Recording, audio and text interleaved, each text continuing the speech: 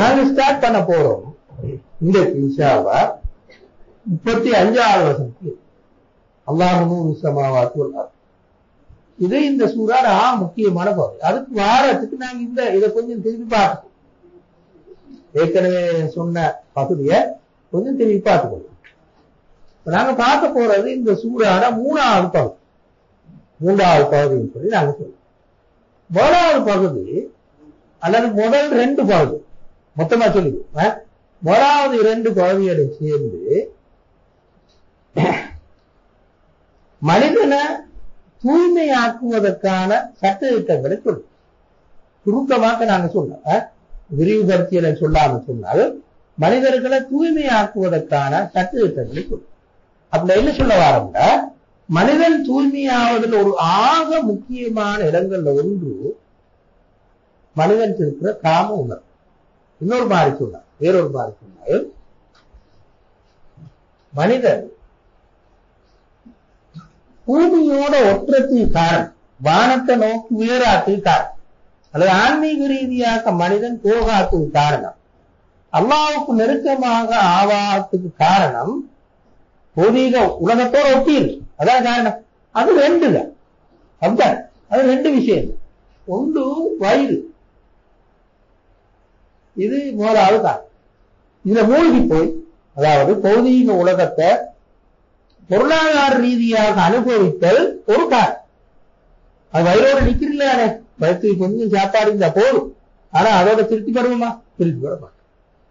உணவு, உடை, வீடு இதெல்லாம் கொஞ்சம் கொஞ்சம் இருந்தா போதும்னு மனுஷன் நினைக்கிறது. எவ்வளவுதான் கிடைச்சாலும் போதா. இன்னும் அதிலே மூழ்கி உழைச்சி அதுள்ளே அமிழ்ந்து போறது ஒரு காரணம். மனுஷன் பூமியோட ஒப்புறது. 2வது காரணம் காம உணர்வு. காம உணர்வு தான் காரணம் வயிறு. இல்லை அப்படி விளங்க உனக்கு உதாரணம் வச்சு கொடுக்கல. மனிதன் குடும்பமாக இல்லாவிட்டால் இவ்வளவு உழைக்குமா? உழைக்கிறானே, உழைச்சி கஷ்டப்பட்டு அங்க போய் சவுதிக்கு போய் இங்கிலாந்துக்கு போய் அமெரிக்காவுக்கு போய் அங்க இங்கெல்லாம் ஓடி திங்க காரணம் பண்ணது குடும்பம். நான் தனியை வச்சு கொடுக்கல, என்னோட ஒருத்தரும் இல்லை, நான் மட்டும். அப்ப எப்படி கொஞ்சம் மத்தியானம் கழிச்சு திட்டு வாழ்ந்து போய் குடும்பமாகினதான் மனுஷன் அங்க இங்கெல்லாம் ஓடக்கார். அப்படி இல்லையா? அதான் மெயின் கார். அது வயிறு கூட இந்த இதெல்லாம் தங்கி காம உணர்வின் காரணமாக மனிதன் குடும்பமாக வாழ வேண்டி வருது. இத நீங்க 7 மண்டா வாசிப்பாருங்கோ போதுல ஹிஜாப் என்ற புத்தகம். அது இங்கிலீஷ்ல எப்படி மொழிபெயர்த்து இருக்குன்னு எனக்கு தெரியல. ஹிஜாப் என்ற புத்தகம். அந்த புத்தகத்திலிருந்து நல்லா அழகா விளங்கப்படுத்தி, அதாவது அவர் சொல்றேன்னுங்க சுருக்கமா சொன்னா, இந்த மனிதன் காம உணர்வு அமைந்திருக்கிற ஒழுங்கின் காரணமாகத்தான் சமூக வாழ்க்கையே உருவாகி, சமூக வாழ்வு, இந்த நாகரீகம் எல்லாமே உருவாக்கினது இந்த காம உணர்வின் விளைவாகும். உண்மை அவரால் நிறைய காட்டுவார். இப்ப நாங்க அதில் போன முடியாது, கூட போயிடுவோம். அதனால நான் அது இருக்க ஒன்றை சொல்றேன், ஒரு விஷயத்தை மட்டும் சொல்றேன். இது பாருங்க, மனிதன் அல்லாத எல்லாம் மிருகங்கள் எல்லாமே இந்த குடும்பம் என்ற அமைப்பை கடுமையா பேன்றது இல்லை. சரிதா? இல்லை. மனித பிள்ளைகள் தான் வளருவதற்கு நீண்ட காலம் எடுக்கும். மனிதன் அல்லாத குழந்தைகள், பிள்ளைகள், மிருகத்தில கன்றுகள் கொஞ்ச நாள்ல பிரிஞ்சு போயிடும். 1 வருஷம், பின்னத்துக்கு 6 மாசம், அதே போல குறைஞ்ச காலத்துல தனிப்பட வாழ்ந்து போயிடலாம். மனித குழந்தைகளுக்கு அப்படியே 18 வருஷம், 20 வருஷம், 25 வருஷம் தனிய வாழ்றதுக்கு அவ்வளவு காலம் போகும். அவ்வளவு காலம் அவனை கவனமாக வளர்த்து வரும். அப்படித்தானே? மனச்சிக்கல், மனக்குழப்பம், இந்த தன்னை அறிவு ரீதியாக வளர்த்துக் கொள்ளுதல், இந்த பகுதி மனுஷனுக்கு மட்டும் உள்ளது. அப்படித்தானே? இன்னொரு மாதிரி நாங்க சொன்னோம், மனிதனுக்கு வளர்ச்சின்றது 2 பாகம். ஒன்று உடல், 2வது அறிவு, உள்ளம், மனம் எல்லாம் சேர்ந்து வளரும். மிருகங்களுக்கு உடல் வளர்ச்சி மட்டும்தான் மிக பெரும்பாலும். மன வளர்ச்சி, அறிவு வளர்ச்சி அப்படின்னு ஒன்று இல்லை. அதற்கு இயல்பு ஊக்கம் மட்டும்தான். மனிதன் அப்படி, மனிதனை உடம்ப வளர்க்கிறதோட அந்த வாப்பம் உண்மாவும் சேர்ந்து மனசையும் வளர்ப்போம். கவனம் அறிவை கவனமா வளர்க்கும். அப்படி இல்லையா? அது நல்ல தெரிஞ்ச விஷயம். இந்த ஒழுங்கின் காரணமாகத்தான் மனித குடும்பங்களுக்கு இந்த அல்லாஹ் இப்படித்தான் ஆக்கி வச்சுக்கிறான் மனுஷன். எனவேதான் மனுஷன் இந்த குடும்பம்ன்றது ஒரு பெரிய ஒரு அமைப்பாக பார்க்கு. அப்படிதான் மாறித்தான் இந்த சமூக வாழ்க்கையை உருவாக்கி. அதை சொல்லுவார், நாங்க தூரம் இழுத்து பேசுறதுக்கு விரும்பல, எங்கேயாரும் போய் சேர்ந்துருவோம் கடைசி. சரியா? அப்ப இதுதான் பின்னணி. இந்த பின்னணியின் காரணமாக காம உணர்வுக்கு மனுஷன் வாழ்க்கையில் ஒரு இடம் உண்டு. இது ஒரு விஷயம். இரண்டாவது விஷயம் என்னன்னா, பசி வந்த மனிதன் என்ன செய்வான்? கூடினா சாப்பிட்றதுக்கு யாருக்கும் அடிச்சு பறிச்சாலும் சாப்பிடும். அப்படித்தானே? எதை சரி சாப்பிடுறதுக்கு.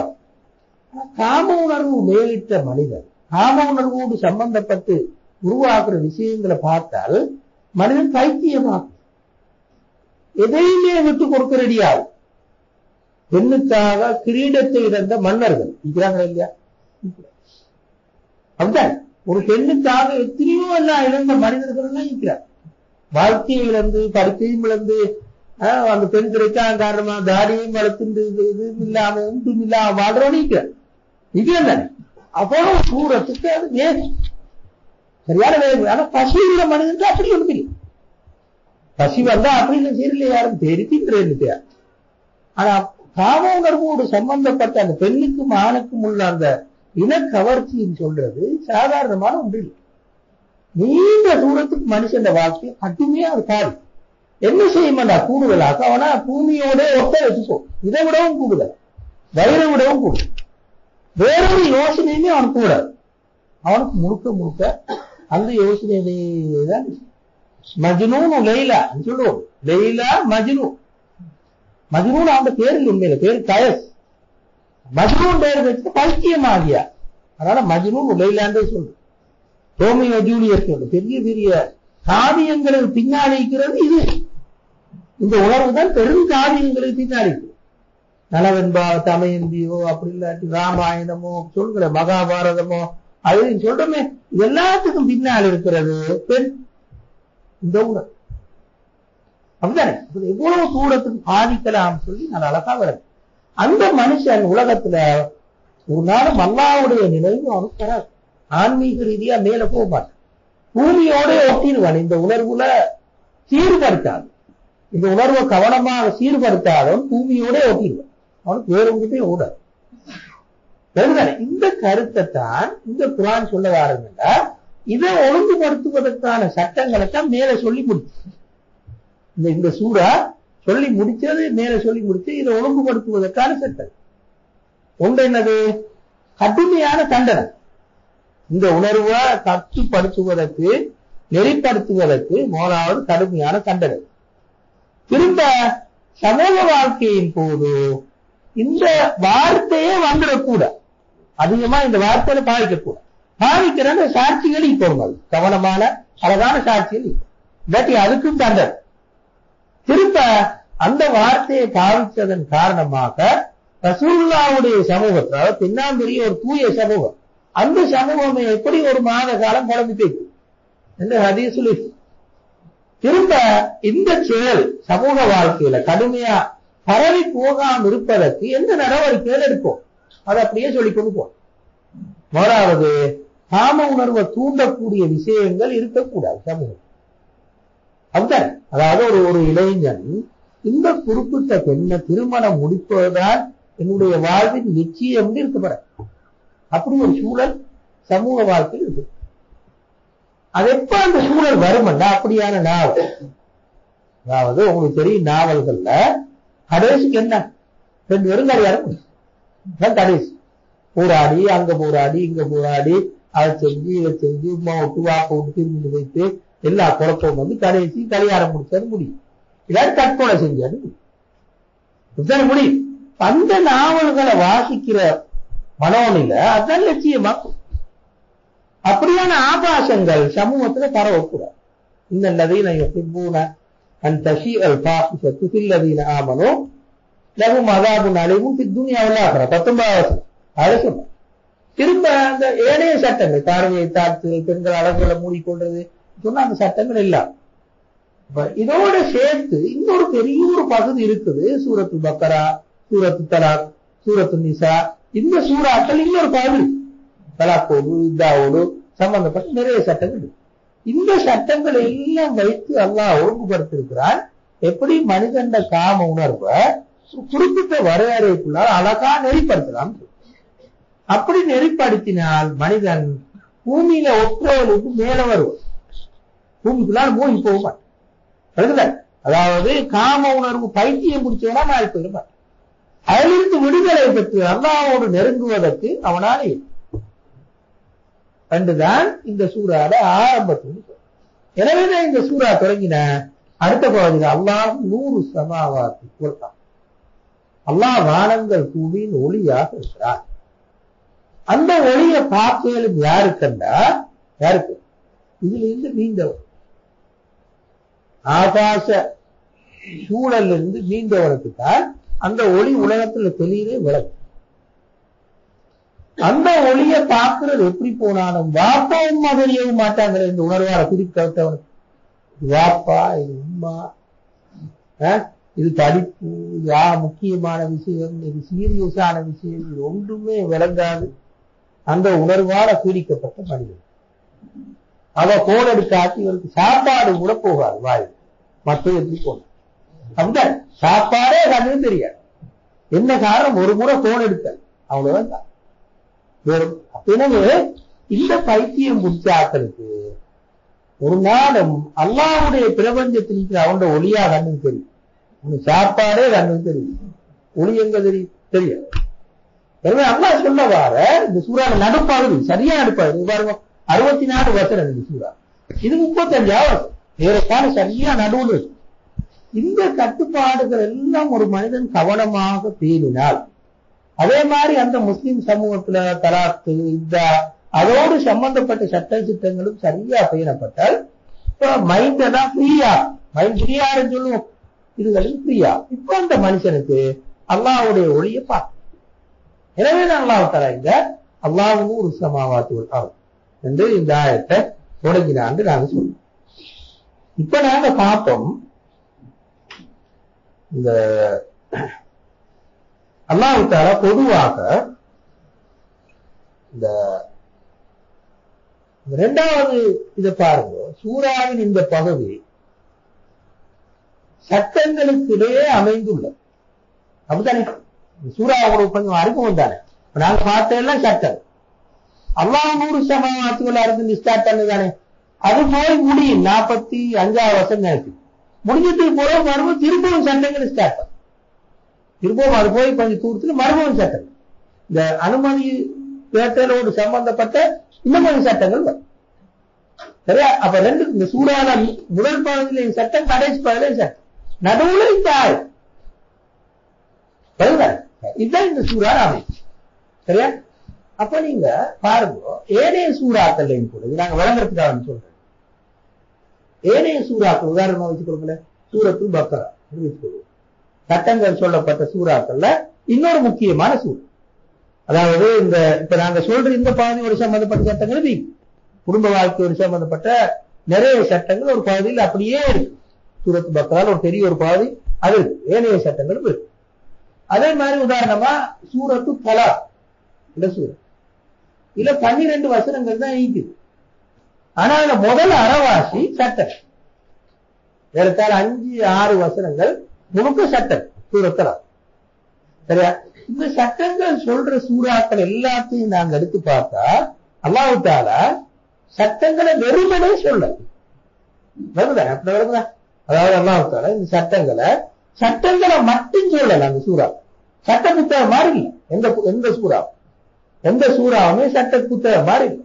சட்டங்களோட சேர்த்து இப்ப நாங்க இதுல சொன்ன மாதிரி சட்டங்களோட இலக்கையும் சேர்த்து சொல்லும்.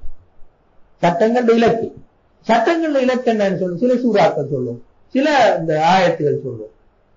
தக்குவான் திரும்ப தஸ்கியான்னு சொல்லும். இதே சொல்லல நான் சொல்றேன். இந்த பிரயோகங்கள் இந்த மாதிரி பிரயோகங்கள். ஏன் இந்த சட்டம்? நீ அல்லாஹ்வோடு நெருங்கோணுமாக இருந்தா இப்படி வாழ்ந்தாத்தான் நெருங்கலாம். அல்லாஹ்வுக்கு நீ பயப்படுவனுமாக இருந்தால் இந்த சட்ட திட்டங்களை தான் நீ பின்பற்றுவோம். ஒன்றை நீ தூய்மைப்படுத்திக் கொள்ளணுமாக இருந்தா இப்படித்தான் நீ நடந்து கொள்ளணும். இதுதான் சட்டம். இப்ப குர்ஆன் வெறும் சட்டங்களை மட்டுமல்ல சொல், அந்த சட்டங்கள இலக்கு என்னன்னு சொல்லும். இந்த சூரா அதுல ஆக முக்கியமான சூறா. அதாவது இந்த சட்டங்களை அல்லாஹ் ஏற்கனவே சொன்ன சட்டங்களை ஏன் சொன்னாருன்னா, இந்த சட்டங்களை நீங்க பேணினாத்தான் அல்லாஹ் உங்களுக்கு தெரியும். அல்லாஹ் நூறு சமாவாத்து வானங்கள் பூமியில் இருக்கிற நூறு அல்லாஹ்வுடைய ஒளி உங்களுக்கு விளங்கும். அப்ப நீங்க இதெல்லாம் விடுதலையாகும். உலக பட்டிலிருந்து எவ்வளவு தூரத்துக்கு விடுதலையாகிறோம் அவ்வளவு விடுதலையாகும். அப்ப அப்படி எதுலையுமே பற்று வந்துடக்கூடாது, கூட பற்று வந்துடக்கூடாது.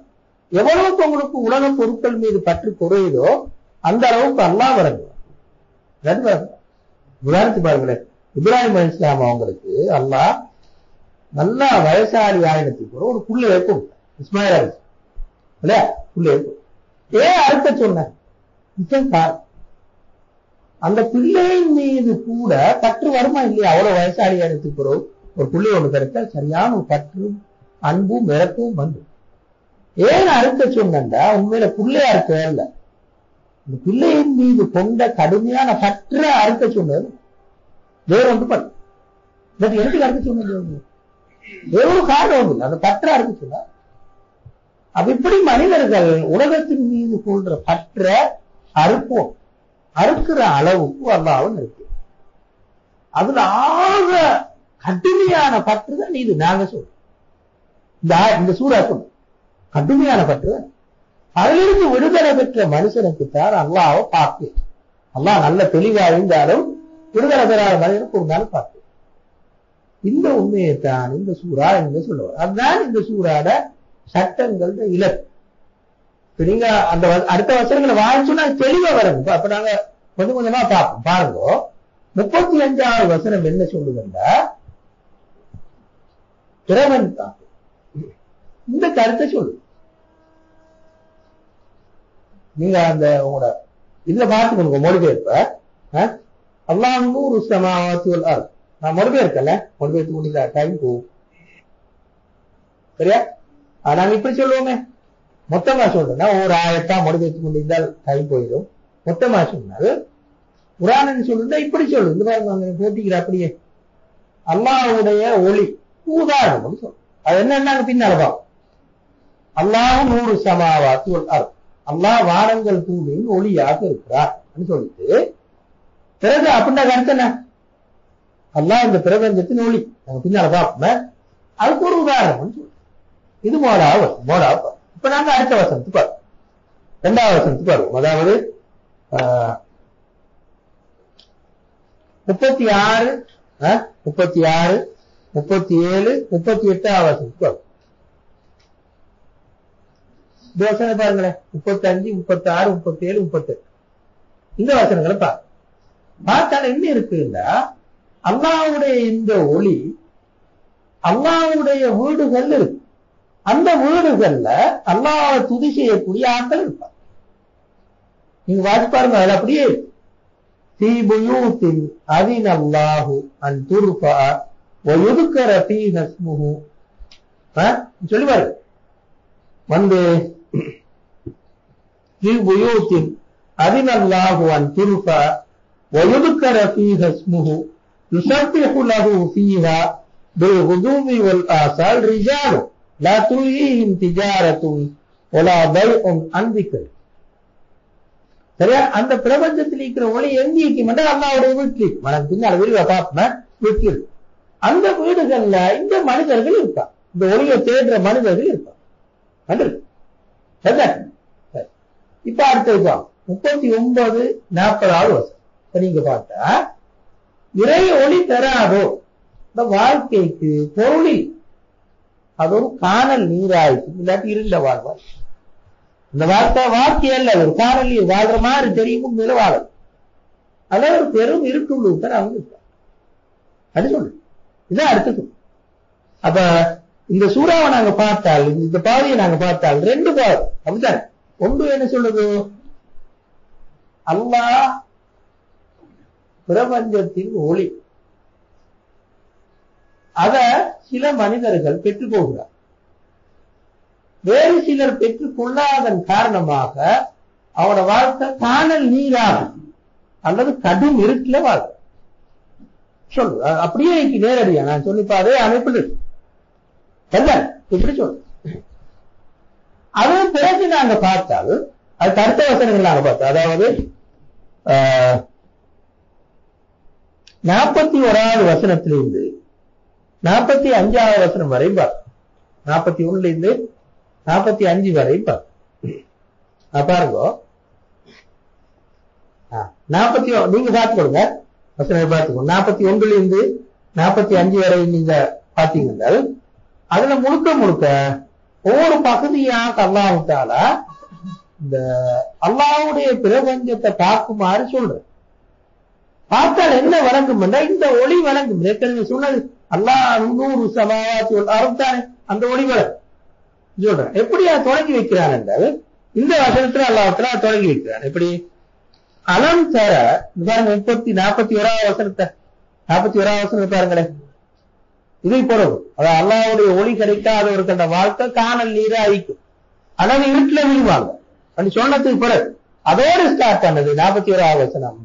அலம் தர அன்னல்லாஹ யுஸப்பிஹு லஹு மன் ஃபிஸ் ஸமாவாத்தி வல் அர்த். வானங்களிலும் பூமிக்கிலும் இருக்கிற அனைத்தும் அல்லாஹ்வை துதி செய்கின்றன. சரியா? திரும்ப அதோட சேர்த்து சொல்லுது குல்லும் கது அலிம ஸலாத்தஹு வ தஸ்பீஹ். எல்லாமே அல்லாஹ்வை எப்படி தொழணும், அல்லாஹ்வை தஸ்பீஹ் செய்யணும், இந்த எல்லாம் அறிஞ்சிருக்கு. எல்லா பொருட்களுக்கும் தெரியும். அப்படின்னா கருத்து உலகத்துல நாங்க எந்த பொருளை பார்த்தாலும் அல்லாஹ் பார்த்து எந்த பொருளை பார்த்தாலும் அல்லாஹ் விளங்கு. எல்லாமே அல்லாஹ் தஸ்பீஹ் செய்யும். அப்ப விளங்கு தானே அல்லாஹ். இதுதான் அடுத்து வர வசனங்கள் எல்லாம் சொல்லி குடிக்கும். இதுதான் இந்த பார். இப்ப உங்களுக்கு விளங்குதானே இந்த பார் நல்ல அழகா எங்களுக்கு சொல்லுது. அல்லாஹ் நூறு சமாவாத்தி உள்ளார். அல்லாஹ் வானங்கள் பூமியின் ஒளி. அந்த ஒளிய கிடைக்க பெற்றவர்கள் யாரு கிடைக்க பெறுறார்கள்? அல்லாஹ்வுடைய வீட்டில் இருக்கிறார். வீட்டில் இருக்கிறார்கள் தான் அது கிடைக்கும்.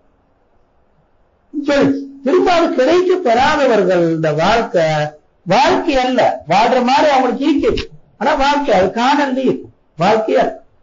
அல்லது இருட்டிலிருப்பான் இருட்டிருப்பான். திரும்ப அல்லாஹ் சொல்றான் இந்த அல்லாஹ்வுடைய ஒளி எந்த படைப்பை பார்த்தாலும் வர எல்லாமே அல்லாஹ் துதி செய்து கொண்டு.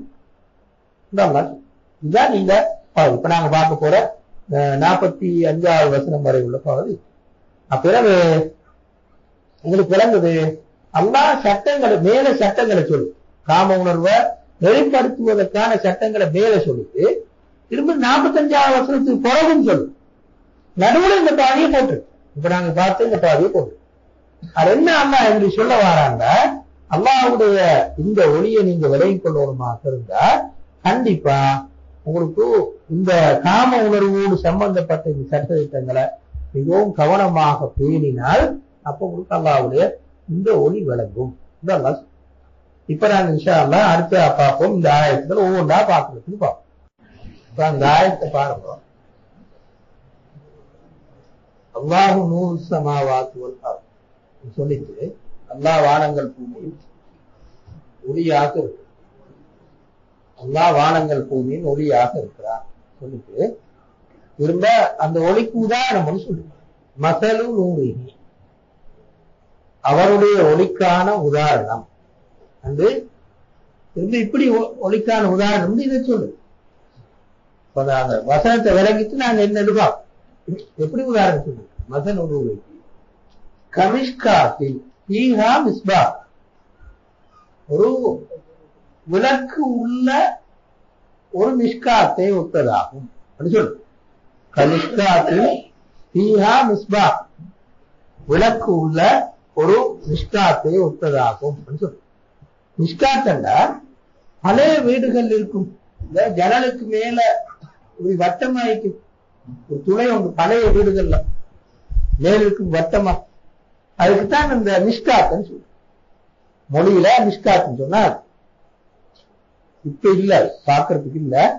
பழைய வீடுகள் ஜன்னலுக்கு மேல இருக்கும் பெரிய இப்படி துளைகளுக்கு பெரிய பேர் அதான் மிஷ்காத்துன்னு சொல்றோம். மொழியில அதுதான் மிஸ்காத்துன்னு சொல்லுவோம். நீ தமிழ்ல மாடம் மொழிபெயர்த்திருக்கிறாங்க, மாடம் சொல்றாய்க்கும் அதுக்கு என்னவோ மொழியில மிஸ்காத்துன்னு சொன்னா அதுதாங்க சரியா. அப்ப அந்த அந்த இதில் இருக்கிற விளக்கு போல், இதில் இருக்கிற விளக்கு போல சொல்லு. திரும்ப மிஸ்காத்தின் பீஹா மிஸ்பாகும், மாடத்தில் உள்ள விளக்கை ஒத்ததாகும். அல்லாஹ்வுடைய ஒளி உதாரணம் சொல்றால் அது மாடத்தில் உள்ள விளக்கை ஒத்ததாகும். அந்த விளக்கு இந்த விளக்கு கண்ணாடி பெட்டியில் இருக்கு. மாடத்துல விளக்கு எங்க இருக்குன்னா கண்ணாடி பெட்டியில் இருக்கு. கண்ணாடி பெட்டி உங்களுக்கு போட்டு எரிச்சு மாடத்துல வச்சு சரியா. அதான் இந்த கண்ணாடி பெட்டியில் இருக்கு. கண்ணாடி பெட்டி எப்படி இருக்குன்னா திரும்ப கண்ணாடி பெட்டியை வச்சு கண்ணாடி பெட்டி எப்படி இருக்குன்னா கண்ணஹா கௌகபுன் துர்ரியும், கண்ணஹா கௌகபுன் துர்ரியும், அது இலங்குகின்ற ஒரு கோலப்போல், ஒரு நட்சத்திரம் ஒன்று இலங்குற மாதிரி, அது ஒரு கோலம் ஒன்று இலங்குற மாதிரி இருக்கு. சரி பிரகாசமாகி கண்ணாடி பெட்டியே உள்ளுக்குள்ள விளக்கு எப்படி போனாலும் கண்ணாடி பெட்டியே சரியான பிரகாசமாய் பளிங்கு மாதிரி இருக்கு கண்ணாடி பெட்டி சொல்ற சரியா. கண்ணாடி பெட்டியை வர்ணிச்சு அதனால திரும்ப அப்படி சொல்லி போட்டோம். குர்ஆன் சொல்லுது அடுத்ததாக, இந்த கண்ணாடி பெட்டியில் இருக்கிற அந்த விளக்கு எப்படி எரியுது சொல். அந்த விளக்கு கண்ணாடி பெட்டி உள்ளால் உள்ள விளக்கு எப்படி எரியுதுன்னு சொல்லு. எரியறதுக்கு ஒரு ஜெயித் எண்ணெய் ஒன்று இருக்கு, எரிய வைக்கிறதுக்கு ஒரு எண்ணெய் இருக்கு சரியா. யூகது மின் ஷஜரத்தின் முபாரக்கத்தின் ஜெய்தூனத்தின் லா ஷர்கியத்தின் வலா கர்பிய்யத்தின், இந்த ஒரு மரத்தில் இருந்து ஒரு ஜெய்தூன் மரத்தின் எண்ணெய் மூலமாக அது எரிய செய்யப்படுகிறது. ஜெய்தூன் மர எண்ணெய் இதன் ஊடாகத்தான் அது எரியும். அது அந்த ஜெய்தூன் மர எண்ணெய் அதை எரியறதுக்கு காரணம் சொல்லு. அந்த ஜெய்தூன் மரத்தை எப்படி விளங்கப்படுத்தி இருக்குன்னா ரெண்டு பண்புகளை சொல்லு. ஒண்ணு முபாரக், சரியான வளமான மிச்சம் வளமான ஒரு மரம். அது கிழக்கை சார்ந்ததும் அல்ல மேற்கை சார்ந்ததும் அல்ல. லஷர்கியத்தின் வலா கர்பி, கிழக்கை சார்ந்ததும் அல்ல மேற்கை சார்ந்ததும், ரெண்டு பக்கம் சார்ந்ததும் அல்ல. அப்படியான ஒரு ஜெய்தூன் மர எண்ணெயின் ஊடாக அது எரிக்கப்படுகிறது சொல்ற. இதுதான் உதாரணம், அல்லாஹ்வுடைய ஒளிக்கான உதாரணம் இதுதான் சொல்லு. அப்போ ஒரு மாடத்தில் இருக்கிற விளக்கு, அந்த விளக்கு ஒரு கண்ணாடி பெட்டியில் இருக்குது. கண்ணாடி பெட்டியே ஒரு பளிங்கு மாதிரி நல்ல கண்ணாடி, சரியான தூய கண்ணாடி பெட்டி சொல்லுவோம். அதுக்குதான் அப்படி சொல்லும். இலங்குற ஒரு நட்சத்திரம் மாதிரி, இலங்குல ஒரு கோல் மாதிரி இருக்குன்னு சொல்ல காரணம் என்றால் அந்த குறிப்பிட்ட கண்ணாடி பெட்டிய கண்ணாடியே சரியான மாதிரி பிரகாசமாக இருக்கு. கண்ணாடி சரி சுத்தமா பரிசுத்தமா அந்த கண்ணாடியே இருக்குது. கண்ணாடி பெட்டி கண்ணாடியே அப்படி இருக்கு சொல்றது. திரும்ப அந்த விளக்கு எப்படி எரியுது விளக்கப்பட்டு, விளக்கு எப்படி எரியுது? அந்த விளக்கு எரிகிறது இந்த எண்ணெயா, ஜெய்தூன் மர எண்ணெயா. ஜெய்தூன் மரம் கிழக்கு சாராத மேற்கும் சாராத மிகவும் வளமான ஒரு மரமாக இருக்கிறது சொல்லிட்டு திருப்பி இந்த வளமான மரத்திலிருந்து பெற்ற எண்ணெய் தானே. இந்த எண்ணெய் எப்படி இருக்கு என்றால் எண்ணெய்க்கு நெருப்பு பத்த வைக்காட்டி எரியிற மாதிரி இருக்காது. எக்காது ஜெய்துஹா யுதி உலவுலம் தம்சஸ்முனா, நெருப்பால தீண்டா விட்டா அது எரியிற மாதிரி இருக்கு. அந்த எண்ணெயும் அப்படி தூய்மை, இன்னும் சரியான தூய்மை எண்ணெயும் லேசா பிடிச்சா போய் வருது அப்படி இருக்கு எண்ணெய். எக்காது ஜெய்துஹா யுதி உலவுலம் தம்சஸ்முனு. எனவே ஒளிய மறைக்கிற மாதிரி தெரிகிற அந்த கண்ணாடி பெட்டியும் கூட இன்னும் கொஞ்சம் அந்த ஒளிய வெளியில் விடுறாத்த, இந்த ஒளிய இன்னும் கொஞ்சம் வெளியில் விடுறாத்த. எரிக்கிற எண்ணெயும் சரி பாவக்குள்ள எண்ணெய் அதே எரிய பார்த்து, சும்மா நெருப்ப போடாட்டியும் எரிய பார்த்து. எக்காது ஜெய்துஹா யுதி சொல்லிட்டு அல்லாஹ் சொல்றான். எனவே 100 அடானும், ஒளிக்கு மேல ஒளி, கடுமையான ஒளின்னு சொன்னதான 100 அலானும் முடிக்கிறான். அல்லாஹ் தான் விரும்பியவர்களை தன்னுடைய ஒளியின் பக்கம் அழைத்து செல்கிறான், வழிகாட்டுகிறான். திரும்ப சொல்ல கடைசியா முடிக்கிறதையும் பார்த்துக் கொள்ளும். அல்லாஹ் மனிதர்களுக்கு உதாரணங்களை சொல்கிறார். இது ஒரு உதாரணம் தான் சொல்ல வந்தது. இந்த அல்லாஹ் தஆலா வயத்ரிபுல்லாஹுல் அம்சால லின்னாஸ், மனிதர்களுக்கு அல்லாஹ் தஆலா உதாரணங்களை சொல்கிறார். உதாரணங்களை சொல்லி இந்த கருத்தை வழங்கப்பட்டு பார்க்க சொல்லி இந்த வசனம். இந்த ஆயத்தை எப்படி நாங்க விளைவிப்போம், என்ன மாதிரி இந்த ஆயத்தை விளைவிப்போம் என்ன பொறுத்தவரையில இது சம்பந்தமாக 4 அபிப்பிராயங்கள் இருக்கு. சரியா? 4 அபிப்பிராயங்களை நாங்க பார்ப்போம்.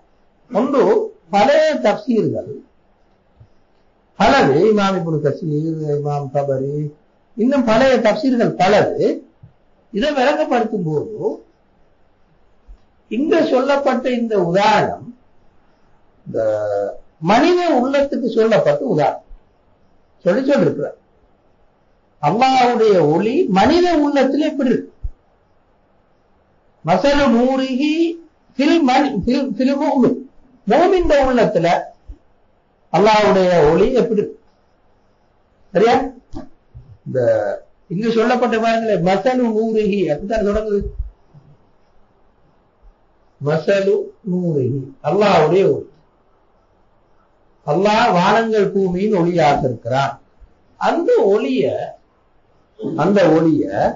மூமின் உள்ளத்துல ஆக்கி சொன்னால் இப்படி உதாரணம் சொல்லலாம். இதுதான் அல்லாஹ் சொல்ல வந்தான் சொல்ற ஒரு அபிப்பிராயம்.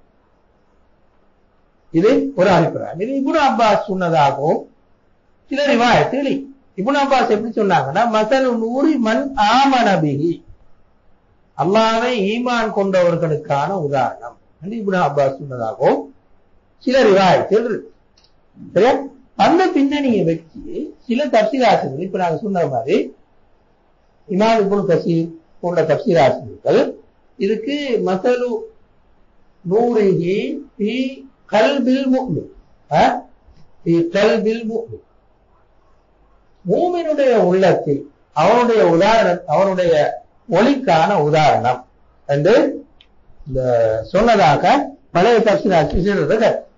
நவீன காலத்துல அத வஹீதுத்தீன் கான் அந்த வட இந்தியாவை சேர்ந்த ஒரு அறிஞர் தர்கீர் கவீமன் சொல்லி அவரோட தப்சீர், அந்த தப்சீர்ல இத மிச்சம் அழகா விளங்கப்படுத்தி, பழைய தப்சீர் அவ்வளவு அழகா சொல்லல, மேலோட்டமா தான் சொல்லுது. இப்படித்தான் உதாரணம் சொன்னாலும் அதை தெளிவா விளங்கப்படுத்த வஹீதுத்தீன் கான் அதை தெளிவா விளங்கப்படுத்திக்கிறார். ஒவ்வொன்றையும் தனித்தனியாக எடுத்து விளங்கப்படுத்தி அந்த விளக்கத்தை நாங்க பார்ப்போம்.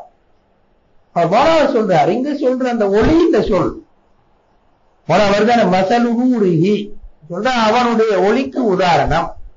ஒளின்னு சொல்றது இங்க உண்மையில வழிகாட்டல சொல்லு, இறை வழிகாட்டலைத்தான் இங்க ஒளி இங்க அல்லாஹ் தஆலா சொல்லிருக்கிறார் என்று அவர்தான் இருக்கிறார். அதுக்கு என்ன ஆதாரம் என்றால், பின்னால வர கடைசி ஆயத்துல யஹ்தில்லாஹு லிநூரிஹி மன் யஷான்னு அல்லாஹ் தான் விரும்பியவர்களுக்கு தன்னுடைய ஒளியின் பக்கம் வழிகாட்டுகிறான் கடைசியில தாயத்து முடியும். யஹ்தில்லாஹு லிநூரிஹி மன் யஷா முடியும். எனவே கட்டாயம் அந்த சொல்ற அந்த உதாரணம் வழிகாட்டலாத்தான் இருக்கும். ஒளின்ற சொல் வழிகாட்டலாத்தான் இருக்கும். இரண்டாவது மிஷ்காத்து, நீங்க சொன்னது உள்ள மனிதன் உள்ள மனிதன் உள்ளத்தை அல்லாஹ் தஆலா இந்த மிஷ்காத்துன்னு சொன்னார். மஸலு நூரிஹி கமிஷ்காத்தின், இந்த மிஷ்காத்தை போல இல்லைன்னா மனிதன் உள்ளத்தை அல்லாஹ் மிஷ்காத்துன்னு சொன்னார். மிஷ்காத்துனா மனித உள்ள தான் இங்க அல்லாஹ் தஆலா சொன்னார். திரும்ப சொன்ன அந்த விளக்கு என்னது, ஃபீஹா மிஸ்பாஹுன், அந்த உள்ளத்தின் உள்ளே ஒரு விளக்கு இருக்கு. எது விளக்குன்னா என்ன இங்க சொல்ல வந்தது? ஈமான பெறுவதற்கான இயல்பு. ஈமான பெறுவதற்கு மனுஷன் உள்ளம் தயார் நிலையில் இருக்கு. என்னத்தான் ஒளி என்று சொல்றோம்.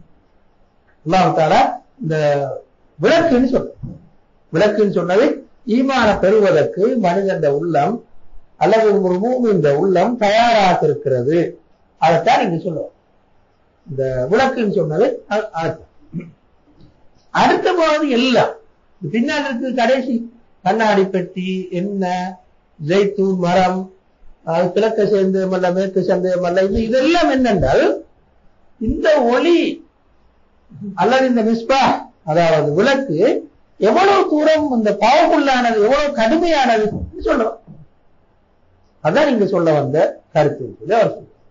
அதாவது ஈமான பெறுவதற்கு தயாராக மனிதண்ட உள்ளம் இருக்கிறது. மனித இயல்பே ஈமான பெறுவதற்கான, ஈமான ஏற்றுக்கொள்வதற்கான தயாராகத்தான் எவ்வளவு தூரம் தயாராக இருக்கு விவரப்படுத்தும். அப்பதான் இதெல்லாம் சொல்லும். பின்னாடி இருக்கிற சொல்லும், பின்னாடி இருக்கிற பாவதியெல்லாம் சொல்லும். எப்படி நாங்க சொல்லலாம்? முதலாவது கண்ணாடி பெட்டின்னு சொன்னது என்னென்றால் வெளி தாக்கங்கள் இருந்து பாதுகாக்கப்படுகிறது. அந்த உள்ள எவ்வளவுதான் சுத்தி ஜாகிலியத்துகள் இருந்தாலும், எவ்வளவுதான் தீமைகள் இருந்தாலும், அல்லாஹ்வை ஏற்றுக்கொள்கின்ற இந்த மனித இயல்ப ஒரு நாள் மணிக்கல கண்டிப்பா அப்படியே இருக்கும். மனுஷன் உள்ளத்துல ஈமான் அப்படியே இருக்கும். எவ்வளவு வெளித்தாக்கங்கள் இருந்தாலும், எவ்வளவு மோசமான சூழல் இருந்தாலும் அந்த இயல்பு அழியாது. இந்த கண்ணாடி பெட்டின்னு சொன்ன ஒரு பாதுகாப்பு தானே. இந்த ஒளி நல்லா போறதுக்காக ஒரு பாதுகாப்பு. எதுவும் இந்த காற்று வேகமாக அடிச்சு அல்ல வேற என்ன வேகமாக அடிச்சு அப்படியே ஒளி அணைஞ்சு போகாம பாதுகாப்பு தான் உண்மையில கண்ணாடி பெட்டி. அப்ப வெளித்தாக்கங்கள் இருந்து பாதுகாக்கிறது என்பதை காட்டுவதற்காகத்தான் அல்லாஹ் தஆலா இந்த கண்ணாடி பெட்டி ஜுஜாஜா சொல்ற. திரும்ப மத்த துண்டு அந்த மிஸ்பாஹ் எப்படி எரியுது, அந்த ஒளி எப்படி எரியுது சொல்றதுதான் ஜெய்தூன் என்று சொல்லும். மரம் என்ற ஜெய்தூன் மரம் என்றும் கிழக்கு மேற்கு சேர்ந்தது அல்ல என்று சொல்லி சொல்றது. எவ்வளவு தூரத்துக்காக அந்த மனிதன் ஈமான் ஏற்றுக்கொள்வதற்கான பண்பு பணமான சொன்னால் அந்த விளக்கை எரிக்கக்கூடிய என்ன சும்மா அந்த நெருப்ப போடாட்டி, நெருப்ப காட்டாட்டி நெறியும் போடி அவ்வளவு தூய்மையா தகுது. திரும்ப அந்த எண்ணெயும் மிச்சம் வளமான ஜெய்தூன் மரத்திலிருந்து எடுத்து திரும்ப அந்த ஜெய்தூன் மரமும் எங்கேயும் சார்ந்த மரமல். அப்படி அவங்களுக்கு பிறகு என்ன சொல்ல வாருங்கள், எனக்கு ஒரு தெளிவானாக சொன்ன கிழக்கு மேற்குண்ட என்ன உங்களுக்கு தெரியும். நான் சொல்ல தேவையில்ல. உலகம் 2 பாதியா பிரியும். கிழக்கு ஒன்று மேற்கு. நாங்க கீழே தேயத்தில் வாழக்கூடியவர்கள் மேற்கு, அந்த ஐரோப்பிய நாடுகள் இதெல்லாம் சேர்த்து மேற்குன்னு சொல்லுவோம். இந்த 2 நிலங்களுக்கும் உங்களுக்கு தெரியும். நான் சொல்ல தேவை. இந்த 2 நிலங்களுக்கும் இடையில சில பௌதீக ரீதியான வேறுபாடுகள் இருக்கு. இந்த கிழக்கிலேயும் சில நன்மைகள் இருக்கு, நிறைய நன்மைகள் இருக்கு. இந்த பொருட்கள் வளர்வதற்கு, தாவரங்கள் வளர்வதற்கு, மனுஷன் வாழ்வதற்கு மிக பொருத்தமான தன்மைகள் கிழக்கிலேயும். அதே மாதிரி மேற்கிலேயும் சில சாதகமான தன்மைகள் இருக்கு. அப்படித்தான் 2 மதத்திலையும் பாதகமான தன்மை இருக்கு. மனிதன் வாழ்வதற்கு பாதகமான தன்மைகள் கிழக்கிலேயும் நீக்கி மேற்கிலேயும் இருக்கு. சாதகமான தன்மைகள் கிழக்கிலேயும் நீக்கி மேற்கிலேயும் இருக்கு. 2 பக்கத்தாலையும் எது கூட எது குறை என்று மட்டும்தான் சொல்லலாம். மனிதன் வாழ்வதற்கு மிக பொருத்தமான பூமி கிழக்கா அல்லது மேற்கா கேட்டா சில நேரங்கள் நாங்க சொன்னா கிழக்கு தான் சரி போடும். சீதோசன நிலையை வச்சு புவியியல் தரை தோற்ற இடங்களை வச்சு பார்க்கும்போது, திரும்ப இந்த காலநிலையை வச்சு பார்க்கும்போது சில நேரம் நாங்க சொன்னா கிழக்க சரிப்படுத்தும், சிலர் சொன்னா மேற்கு சரிப்படுத்தும். 2 பக்கத்தாலே பாதகம் இருக்குது, சாதகம் அப்படித்தானே. அப்ப ஒரு மரம் நல்ல அழகா வளம் உள்ளதாக வளர்வதற்கு கிழக்கு பொருத்தமா மேற்கு பொருத்தமானு கேட்டா 2லேயும் சாதகம் பாதகம். இந்த மரம் எப்படி தெரியுமா? 2லேயும் உள்ள பாதகங்களை விட்டு நீங்கி, 2லேயும் இருக்கிற பாதகங்களை விட்டு நீங்கி நன்மைகளை மட்டும் சேரும். எனவேதான் அது கிழக்கும் இல்லை மேற்கு, கிழக்கையும் சார்ந்தது இல்லை மேற்கையும் சார்ந்தது. அதனாலதான் அம்மா எப்படி சொல்லும். எனவே இப்படியான மிகவும் வளமிக்க ஒரு ஜெய்தூன் மரத்திலிருந்து பெறப்பட்ட எண்ணெயின் மூலமாக அந்த விளக்கு எரிகிறது. எனவே மனிதன் உள்ளத்தில் இருக்கிற அல்லாஹ்வை ஏற்றுக்கொள்ளத்தக்க அந்த ஈமான் மிகவும் வீரியம் கொண்ட சரி வேகமான, சரியான வேகமான எல்லாமே அதை காட்டு. சூழல் எவ்வளவுதான் ஆக மோசமாயிருந்தாலும் மனிதன் அந்த இயல்பும் ஒழிக்கல, அல்லாஹ்வை நம்புற அந்த இயல்பும் ஒழிக்கல. எவ்வளவு கடுமையா இருந்தாலும் அந்த இயல்பும் கண்டிப்பா இருக்கு. சத்தியத்தை ஏற்றுக்கொள்ற இயல்பும் அப்படியே இருக்கு. அது ஒரு நாள் ஒளிந்து போக மாட்டார். ஏனென்றா இவ்வளவு தூரம் கடுமையானது, வீரியம் கொண்டது அந்த உணர்வு. இந்த உண்மையைத்தான் அல்லாஹ் தஆலா இந்த வசனங்கள் ஊடாக சொல்ல வந்தார். மனிதன் உள்ளம் எப்பவுமே யாராவது சத்தியத்தை தெளிவா காட்டினா உடனே ஏற்றுக்கொள்ளும். அவ்வளவு தூரம் அது மிச்சம் தெளிவாகவும் வீரியம் கொண்டதாகவும் தான் இருக்கிறது. இந்த உண்மையைத்தான் இந்த உதாரணத்தினூடாக அல்லாஹ் சொல்ல வந்தார் என்பதுதான் வஹீதுத்தீன் கான். இதுல கடைசி அவர் முடிக்கும் போது சொல்வார், இதுல ஒரு முஃமினாக இருந்தால், அல்லாஹ்வை ஏற்றுக்கொண்டவனாக இருந்தால், இந்த மனித இயல்பு இருக்குதான், இவ்வளவு தூரம் வீரியம் கொண்ட மனித இயல்பு, இந்த மனித இயல்பு நல்லாவே வீரியம் கொண்டதாக இருக்கு. அதான் அழியாம இருக்குமா, கொஞ்சமான பாதிக்கப்படாமல் இருக்கு.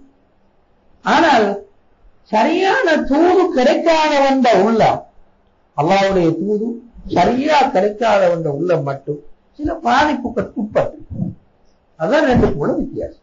ஆனா எல்லாருக்குமே இந்த வீரியம் நீக்கும், இந்த அல்லாஹ்வை ஏற்றுக்கொள்ற இந்த பண்பு கண்டிப்பாக. எனவே அல்லாஹ்வுடைய தூதை சரியாக ஒரு மனிதனுக்கு எத்தி வைக்க முடியுமாக இருந்தா இந்த அவ்வளவு பேரும் படுவேகமாக ஏற்றுக்கொள்வார்கள். இதுதான் மனுஷன் சாதாரணமான அன்றதான் அவர் இந்த ஆயத்தில் சொல்ற விளக்கம். நீ இந்த விளக்கத்தை ஏற்றுக்கொள்ளுமா, ஏற்றுக்கொள்ள இயலாதா, இந்த இரண்டாவது விஷயம். ஆனா அவர் சொல்ற இந்த ஆயத்தை சொல்லக்கூடிய விளக்கமா. ஏன் அப்படி அவங்க இந்த மாதிரி சொன்ன எல்லாரும் ஏன் அந்த விளக்கத்தை சொன்னார்கள்? இன்னொரு காரணம், அல்லாஹ்வை ஒரு நாளும் ஓமிக்க இயலாது. அவர் அழைக்கிறார் விளக்கத்தை சொன்னாக்கிற அபிப்பிராயம் இருந்தா அல்லாஹ்வுடைய பண்புகளையோ அல்லாஹ்வையோ ஓமிக்க கூடாது, ஓமிக்க இயலாது. எனவே அல்லாஹ் தஆலா அவனுக்கு உதாரணம் சொல்லியிருக்க மாட்டான், அல்ல அவனுடைய ஒளிக்கு உதாரணம் சொல்லியிருக்க மாட்டான். இத அல்லாஹ்வை நம்பியவர்களுக்கு அல்லது நம்பிக்கை கொள்ள விரும்புபவர்களுக்கு அல்லாஹ் சொன்ன உதாரணம் தான் இது என்றதுதான் இந்த அவங்க சொல்ற அபிப்பிராயம். இனி இந்த அபிப்பிராயம் என்ன இது சொல்ல வருதுன்னா, மனிதன் ஜாஹிலியத்தில தாக்கத்தை விட்டு தூரமாக இருக்க இருக்க அல்லாஹ்வை ஏற்றுக்கொள்ற பண்பும் மிச்சம் கூட. ஜாஹிலியத்துல மூழ்க அது கொஞ்சம் குறையும், ஆனா அழியாது, கண்டிப்பா அப்படியே இருக்கு. அதனால சின்ன வயசுல இருக்கிற புள்ளகள் ஏன் எப்படி நாங்க இந்த உண்மையை விலகி கொள்றோம் என்றால், உண்மையிலே அல்லாஹ்வை தேடுற பண்பு, மனுஷன் அல்லாஹ்வை தேடுற பண்பு இயல்புலேயே மனுஷன் தீக்கின்னு சொல்றது எப்படி விலகி கொள்றோம் என்றால், விலகி கொள்ற சின்ன புள்ளகள். இந்த சின்ன புள்ளைகள் எப்பவுமே என்னன்னு கேள்வி கேட்டு, அது என்னது, இது என்னது, அது என்னதுன்னு கேட்டு ஒரு பூவை கண்டாலும் மரத்தை கண்டாலும் மனுஷனை கண்டாலும் எதை கண்டாலும் என்னன்னு விலகி கொள்ளணும் என்ற உணர்வு அந்த பிள்ளைக்கு சரி கூடு. இது மிருகங்களுக்கு இருக்காது, மனுஷ குழந்தைகளுக்கு சரியான மாதிரி கூடு. இது நாங்க சின்ன பிள்ளைகளை பத்த விளங்கு எதை கொடுத்தாலும் உடைச்சி பார்ப்போம், அதுக்குள்ளார என்ன இருக்குன்னு சொல்லி விலகி கொண்ட விருப்பம் சின்ன பிள்ளைகளுக்கு சரியான. இதை நாங்க சின்ன பிள்ளைகளை சாதாரணமா பார்ப்போம். ஒரு பூவை கண்டாலும் அதை முறிச்சு எடுத்து பார்க்கணும் பண்றது அந்த பிள்ளையோட விருப்பம். இப்படி இந்த பிள்ளைகள் சின்ன பிள்ளைகளுக்கு நாங்க பார்க்கணும் என்னன்னு பார்க்கிற விருப்பம் கூட இருக்கு. அதுங்களுக்கு இந்த உண்மையை விளக்கப்படும். இரண்டாவது, நாங்க அந்த ஆரம்ப காலத்துல சஹாபாக்கள காலத்துல இஸ்லாம் பரவின வேகத்தை பார்த்தோம். எவ்வளவு பாஸ்டா பரவின்னு பார்த்தோம்னா இதே உண்மை விளையும். நீண்ட நெடுங்காலமாக ஜாஹிலியத்திலே இந்த பாரசீக சாம்ராஜ்யம் மக்கள், திரும்ப ரோம சாம்ராஜ்ய மக்கள், திரும்ப இந்தோனேசியால, மலேசியால, திரும்ப ஆப்கானிஸ்தான்ல இந்த ஏரியாவெல்லாம் வாழ்ந்த மக்கள் எதுல இருந்தாங்க? ஒன்று ஹிந்து மதத்தில் இருந்தாங்க அல்லது பௌத்த மதத்தில் இருந்தாங்க. இந்த ஏரியாவை சேர்ந்தாங்க. இந்த ஏரியாவை சேர்ந்தாக்கள இஸ்லாத்தை தழுவின வேகத்தை பார்க்கிறாங்க. சரியான பாஸ்டா ஒரு பெரிய ஒரு ஏரியா அப்படியே இருக்கும். ஐரோப்பாவுக்கும் இஸ்லாம் போயிருக்கும். அந்த முஸ்லீம்கள் விட்ட தவறுகளின் காரணமாக, கடுமையான தவறுகளின் காரணமாக போகும். எங்களுக்கு என்ன விளங்குது என்றால், மனிதன் இஸ்லாத்தை ஈமான ஏற்றுக்கொள்வதற்கான மிகவும் தயாரான நிலையிலான இருக்கு. அல்லாட்டி அவ்வளவு குறுகிய காலத்துக்குள்ளால அவ்வளவு பெரிய ஒரு தொகை இஸ்லாத்தை தழுவிக்கிறதுக்கு சாத்தியம். இந்த கொஞ்சம் முஸ்லீம்கள் கவனமா இருந்திருந்தால், பர்மா, இந்த அந்தலுஸ்ல ஸ்பெயின்ல வாழ்ந்த முஸ்லீம்கள், ஐரோப்பாவை படையெடுத்த போன முஸ்லீம்கள் கொஞ்சம் கவனமாக இருந்திருந்தால் முழு ஐரோப்பாவை நிற்காம இருக்கும். நிறைய நாடுகள்ல, ஐரோப்பாவில் நிறைய நாடுகள்ல முஸ்லீம்கள் பெரும்பான்மையாக இருந்திருப்பார்.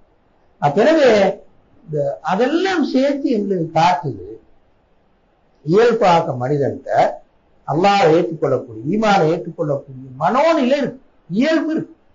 இந்த இயல்பைத்தான் அல்லாஹ் என்று சொல்ல வந்தார். அதாவது கடைசிக்கு முடிச்ச அந்த இந்த வசனம் இருக்குதானே, 100 அலா 100, 100 அலா 100, அது முடிச்ச என்னென்றால், அது முடிச்சதுக்கு கூட குர்ஆன் சொல்லுது,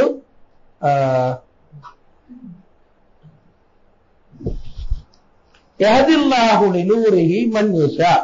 அது இப்பதான் சொல்லுது, 100 அலா 100 யஹ்தில்லாஹு லிநூரிஹி மன் யஷா. அப்ப ஒரு 100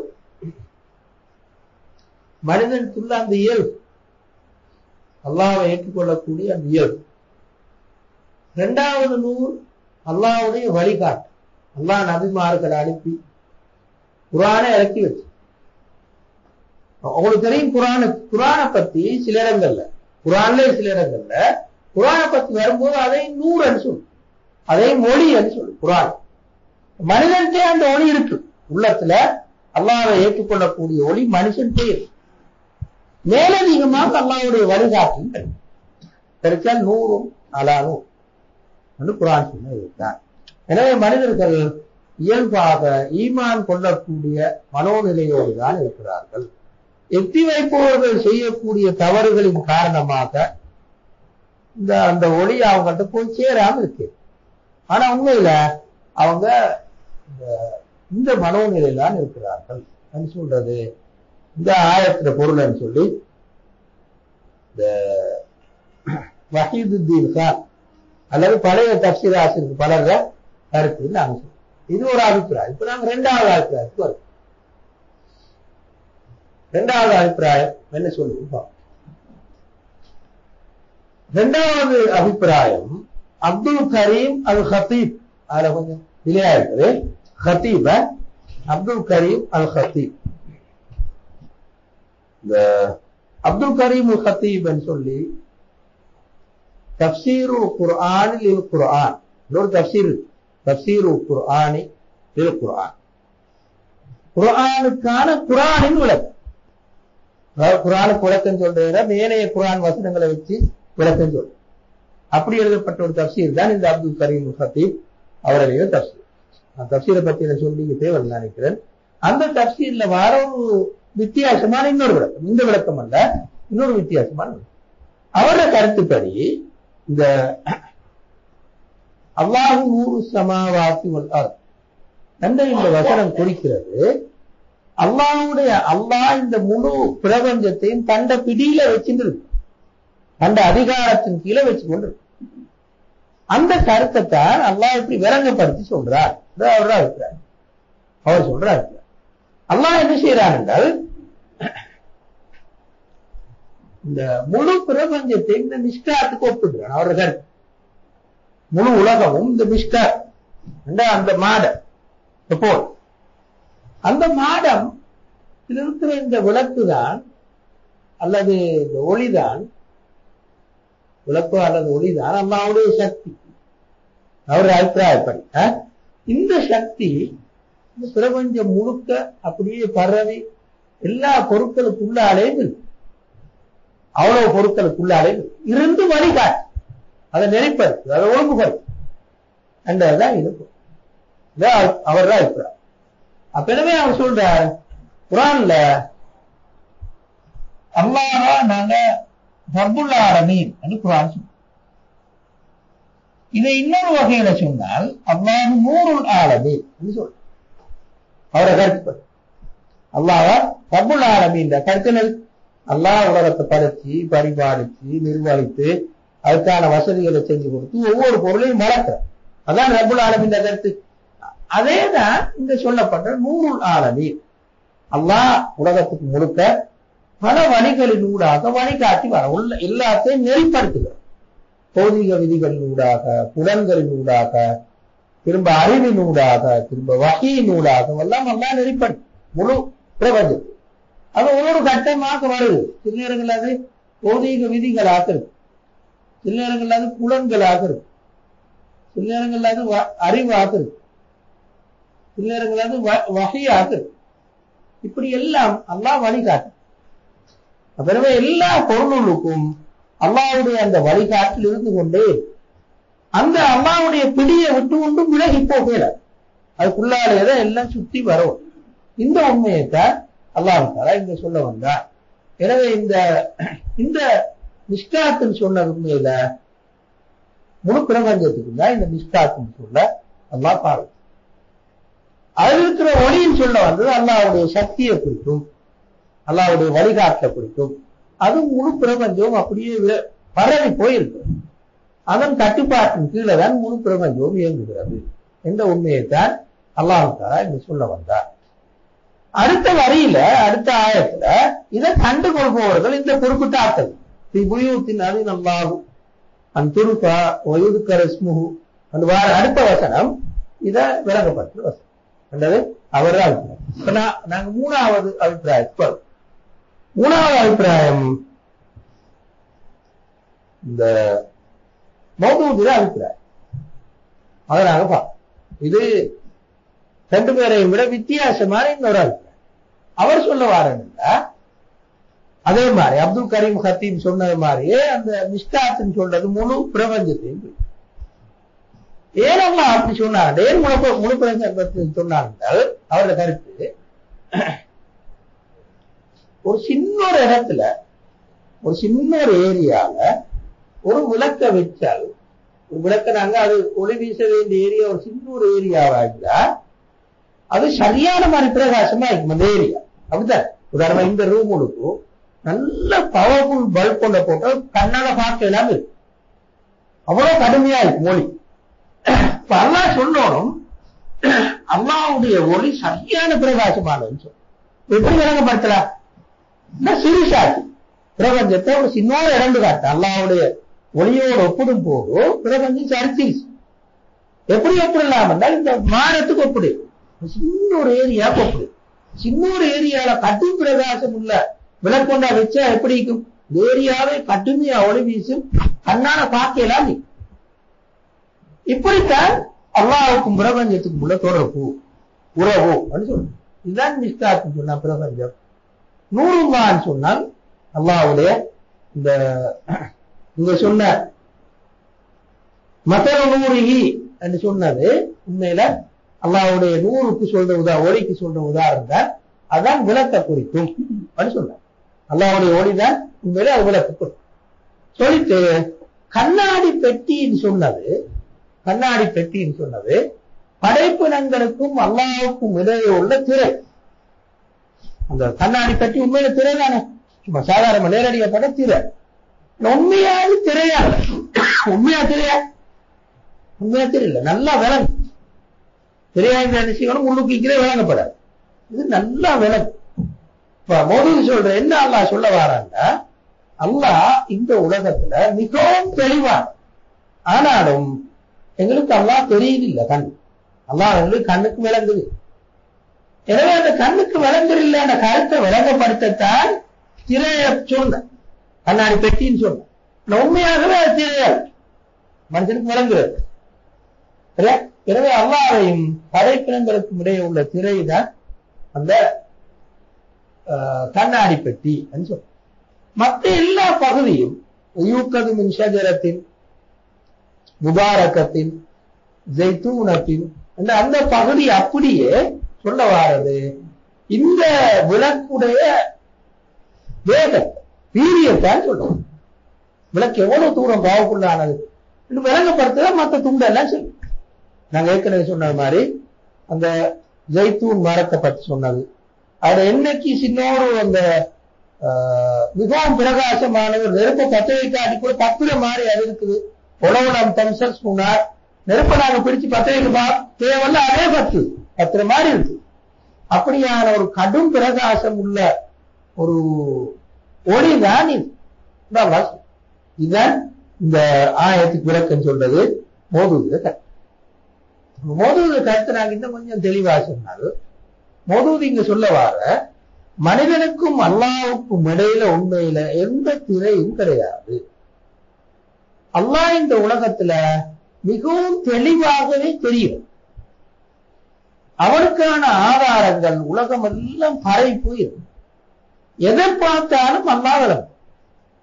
எதை பார்த்தாலும் கூட அல்லாஹ் தெரியும். உண்மை எதை எடுத்து சும்மா நாங்க பார்த்தாலும் அது அல்லாஹ் காட்டும். அவ்வளவு தூரத்துக்கு தெளிவானவன் அல்லாஹ். எது போனால் இப்ப நாங்க மோதூது விளங்கப்படுத்துற மாதிரி இப்ப நாங்க இந்த ஒட்டனையை பிரிச்சு விலையும் கொள்வோம். மனுஷன் செய்த பொருள் ஆட்டோனை சொல்லுவோம் இது யாரும் செஞ்சுக்கணும். ஒரு கம்ப்யூட்டரை பார்த்தா, ஒரு மேசையை பார்த்தா, ஒரு சேரை பார்த்தா, ஒரு கட்டிடத்தை பார்த்தா, எதை பார்த்தாலும் என்ன சொல்லுவோம்?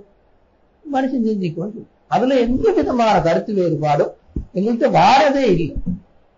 வருமா ஒரு மேசையை காட்டும், இது ஒரு மனுஷன் செஞ்சுப்பான்னு சொன்னால் கருத்து வேறுபாடு வருவோமா? வருமா? எல்லாரும் ஒத்துக்கொள்றோம் இது ஒரு மனுஷன் செஞ்சு. ஒரு கம்ப்யூட்டரை காட்டும், மனுஷன் தான் செஞ்சுப்போம் ஒரு ஆளும், மனுஷன் செயலி சும்மா வந்து சொல்லி ஒரு ஆள் வாழாடுமா? ஒரு நாளும் வாழாடும். இந்த எல்லா பொருளுமே மனுஷனை காட்டும். நான் சொல்ற மனுஷ உலகத்தில் இருக்கிற பொருள் இல்ல. மேசை, சேர், கம்ப்யூட்டர், ஒரு விமானம், ஒரு கப்பல் சொல்லுங்களேன். அப்படி எல்லா பொருளையும் மனுஷன் படைச்ச பொருள் எல்லாம் சொல்லுங்களேன். மனுஷன் ஆக்கின பொருள் எல்லாம் பார்த்தால் மனுஷன் உடனுக்கு ஒண்ணு சொல்லுவான், இது கண்டிப்பா மனுஷன் செஞ்சல. அவனுக்கு ஒரு சொத்தாலும் சந்தேகப்படாது, கொஞ்சமாலும் சின்ன ஒரு சந்தேகப்படப்படாது. அப்படித்தான் ஒரு நாள் பாருங்க. உதாரணம் வச்சு கொள்கிறேன். நான் ஒரு காட்டுல போய் நீக்கிற நேரத்தில் ஒரு அழகான ஒரு கல் வந்து தெரியும். எப்படி காட்டுன்னா நல்லா சீவி வெட்டி பாத்திர விளக்கு நல்ல அழகா சீவி வெட்டி அழகா. இப்ப என்ன சொல்லுவேன்?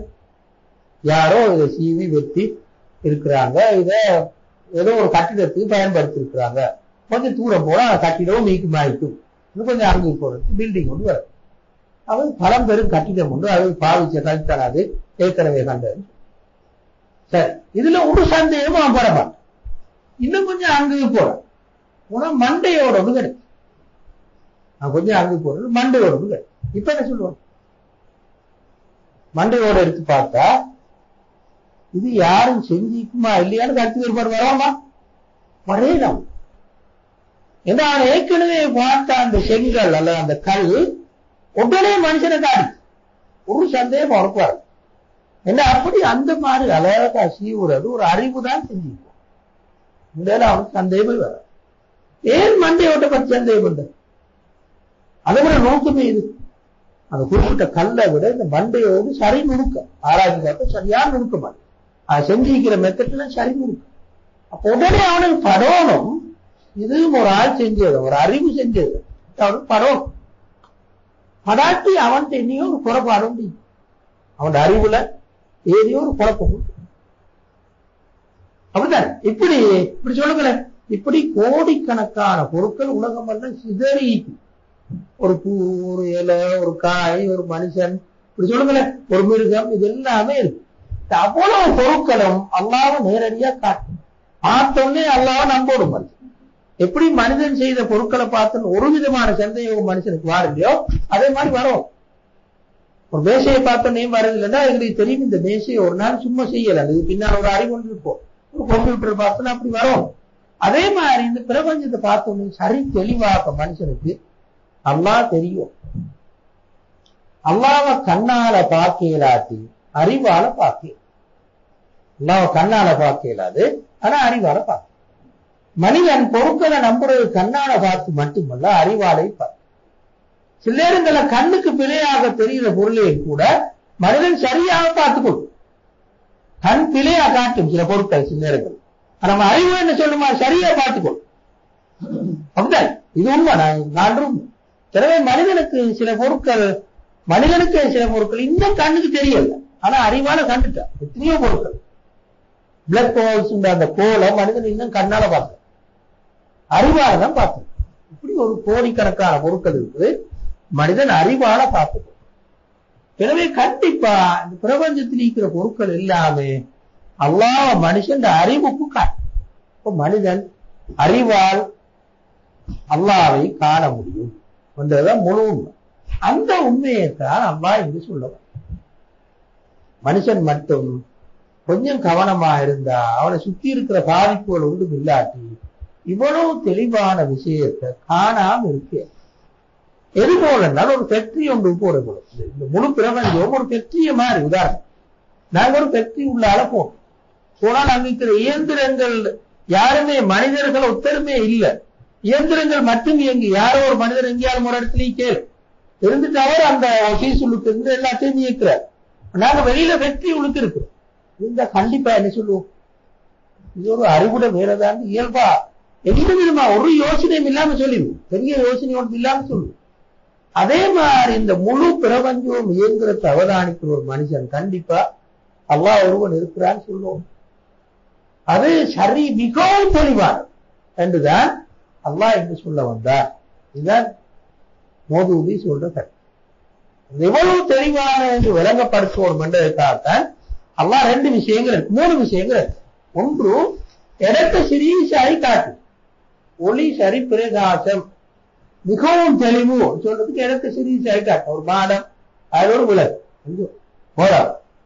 இரண்டாவது சொன்னான், அந்த விளக்கை சுத்தி ஒரு கவர் இருந்தாலும், கவர் ஒன்று இருந்தாலும் அந்த கவர் உண்மையில கவர் அல்ல, அந்த சுஜாஜா கண்ணாடி பெட்டி உண்மையில கவர் இல்லை, அதுவும் சேர்ந்து காட்டுறது, அந்த ஒளியை காட்டக்கூடியது. இரண்டாவது. மூணாவது அல்லாஹ் சொன்னான், இந்த ஒளி எவ்வளவு தூரம் வேகமானது, வீரியமானது, பிரகாசமானது சொல்லும். அதுக்கு ஜெய்தூன் எண்ணெய் சொல்லும், ஜெய்தூன் எண்ணெயால் எரியிற விளக்குன்னு சொல்லும். அந்த ஜெய்தூன் எண்ணெய் பெறப்பட்ட இடத்தை சொல்லும். அது மிகவும் வளமான ஒரு மரத்தில் இருந்து எந்த பாதிப்பும் இல்லாத, கிழக்கு மேற்கில் இருக்கிற எந்த பாதிப்பும் இல்லாத ஒரு மரத்தில் இருந்து பெறப்பட்ட என்ன. பிறவை எப்படி சொல்லி மனிதன் பிரபஞ்சத்தில் எங்கு திரும்பினாலும் அல்லாஹ்வை காண முடியும். எனவே மனிதன் அல்லாஹ்வை நோக்கி போகலாம். ஆனா பிரச்சனை என்னென்றால், மனிதர்களுக்கு இருக்கிற குறைபாடுகளின் காரணமாக அல்லாஹ்வை நோக்கி எல்லா மனிதர்களும் போரில்லை, சில மனிதர்கள் தான் போய் சேர்றாங்க. அதான் குர்ஆன் கடைசியா சொல்லி மன் யஷா, அல்லாஹ் தான் விரும்பியவர்களுக்கு வழிகாட்டுகிறார். இப்ப நாங்க அடுத்த கருத்துக்கு வருவோம், நாலாவது அபிப்பிராயத்துக்கு வருவோம். நாலாவது கருத்து ஷேக் அஜாத கருத்து. அவர் சொல்றது என்றால், முதலாவதும் கடைசியாவதும் சொன்னோம். அதாவது ஒரு மோமினுடைய உள்ளத்துக்குத்தான் அல்லாஹ் இந்த ஓமையை சொன்னமே, அந்த கருத்து. கடைசியா மௌதூதி சொன்ன கருத்து, உண்மையிலே மௌதூதி கருத்துனா இது அல்லாஹ்வுடைய ஒளிக்குத்தான் உதாரணம். முழு பிரபஞ்சமும் அல்லாஹ்வுடைய ஒளிய அல்லது அல்லாஹ்வை காட்டக்கூடிய என்றுதான் மௌதூதி சொல்ற. சேகசாரி சொல்ற இந்த ரெண்டு கருத்தும் ஒன்றுக்கொண்டு முரண்பட்டது அல்ல, ரெண்டும் ஒன்று. எப்படி ஒன்று உண்டால் அவர் சொல்ற என்ன, எப்படி ஒன்று அது என்றால், இந்த யாருக்கு எந்த உள்ளத்தால அல்லாஹ்வுடைய ஒளியை பார்க்க முடிகிறதோ பிரபஞ்சத்துல, அந்த உள்ளத்துக்கு தான் இந்த ஒளி கிடைக்கும். எந்த உள்ளத்தால பார்க்கலும் இந்த பிரபஞ்சத்துல அல்லாஹ்வுடைய ஒளிக்கு அல்லாஹ் ஒருவன் இருக்கிறான்னு சொல்லி அவருக்குத்தான் இந்த ஒளி அவர் உள்ளத்துக்கு தான் கிடைக்கும். எனவே உண்மையில இந்த ரெண்டும் முரண்பட்ட ஒன்று அல்ல, ஒன்று ஒன்று விளை, ஒன்று ஒன்றின் விளை. உள்ளத்துக்கு எப்படி ஒளி வருவது என்றால், இந்த பிரபஞ்சத்தை கவனமா ஒருவர் பார்த்தால் அவருக்கு அல்லாஹ்வுடைய ஒளி உள்ளத்துக்கு கிடைக்கும். எனவே ரெண்டும் ஒன்று கொண்டு முரண்பட்டதல்ல, ரெண்டும் ஒன்று கொண்டு ஒன்றில் ஒன்று விளைவாக வந்தது என்றுதான் நாங்க வரும் என்றது சேகர். அப்ப நாங்க இப்ப கடைசியாக அந்த ஆயத்தை பார்த்தால், யஹ்தில்லாஹு லிநூரிஹி மன் யஷா, திரும்ப முடிக்கிறார் அல்லாஹ் யத்ரிபுல்லாஹுல் அம்சால லின்னாஸ். உண்மையில அல்லாஹ் இங்க சொன்னது உதாரணம். உண்மையாவே ஒளிதான் இந்த ஒளி அல்லன்னு சொல்ல வந்தோம். நாங்க பார்த்தது பௌதீக ஒளி அல்ல, இதல்ல, இது ஒரு உதாரணத்தான் அல்லாஹ் சொல்ற என்று அந்த யத்ரிபுல்லாஹு லின்னாஸ், யத்ரிபுல்லாஹு அம்சால லின்னாஸ், அல்லாஹ் மனிதர்களுக்கு உதாரணங்கள் மூலமாக வழங்கப்படுத்துகிறான். அல்லாஹு பிகுல்லி ஷைஇன் அலீம், அல்லாஹ் தஆலா அனைத்தையும் அறிந்தவனாக இருக்கிறார். அப்படின்னா என்ன கருத்து, என்ன சொல்ல வாருங்கள், அல்லாஹ்வுக்கு தான் இந்த முழு பிரபஞ்சத்தை பற்றியும் அவனை பற்றியும் தெரியும். மனிதனுக்கு அந்த பூர்ணமான அறிவு. எனவே மனிதனுக்கு அல்லாஹ்வுடைய ஒளிய அல்லாஹ் மிச்சம் சரியா விலகி கொள்ளல. எனவே என்ன செய்யணும்? இப்படி ஒரு உதாரணம் சொல்லி விளங்கப்பட்டார். அல்லாஹ்வுக்கும் மனிதனுக்கும் இருக்கிற உறவும் தொடர்பும் இதுதான் சொல்லி விளங்கப்படுத்தார். இந்த உண்மையைத்தான் இந்த வசனம் சொல்கிறது. எனவே பலர் அல்லாஹ்வுடைய அருளின் காரணமாக இந்த ஒளியை பெற்றுக் கொள்கிறார். சிலருக்கு இந்த ஒளி கிடைக்கிறது இல்லை என்றதுதான் இப்ப அடுத்த பாதி சொல்லும். இந்த சூறாட அடுத்த பாதி எங்களுக்கு சொல்ல போற கருத்து, இந்த ஒளி சிலருக்கு கிடைக்குது, சிலருக்கு கிடைக்குது இல்லை. அந்த பாதிக்கு நாங்க இப்ப வருவோம். கொஞ்சம் லேசா அந்த பாதியை பார்ப்போம். அடுத்த பாதி இப்படி தொடங்குது. தீபுயூத்தின் தொடங்கும். நீங்க அந்த முன்னாடி இருக்கிற வசனத்தை கொஞ்சம் கவனத்துல கொண்டு பாருங்க. அடுத்த 36வது வசனம் தீபுயூத்தின் என்று தொடங்கும். சில வீடுகளில் என்று சில வீடுகளில் தீபுயூத்தின் அதினல்லாஹு அன் துர்ஃபா வயுதுக்கர ஃபீஹா இஸ்முஹு. அல்லாஹ் உயர்த்துமாறு, மேம்படுத்துமாறு, அவனை ஞாபகம் ஊட்டுமாறும் சொன்ன சில வீடுகளில். வீடுகளில் என்ன? வீடுகள் அந்த ஒளி இருக்கு. சரியா? முன்னாடி வந்து வசனம் இந்த தமிஷ்காத்தின் ஃபீஹா மிஸ்பாஹும் வல் மிஸ்பாஹு ஃபீ ஸுஜாஜத்தின். அப்படி வந்து மிஸ்காத் எங்க இருக்கு என்றால் ஃபீ புயூத்தின், வீடுகள். இந்த வீடுகள் அதங்க அல்லாஹ்வுடைய ஒளியை பெறவுமா இருந்த பிரபஞ்சம் முழுக்க பறந்து இருக்கிற அல்லாஹ்வுடைய ஒளியை பெறவுமாக இருந்தால் அது பள்ளிகளுக்கு போகணும். நீங்க சொல்ற பள்ளிகள் ஏன்னா பின்னால வார வசனம் அப்படி. அதினல்லாஹு அன் துர்ஃபா வயுதுக்கர ஃபீஹா இஸ்முஹு.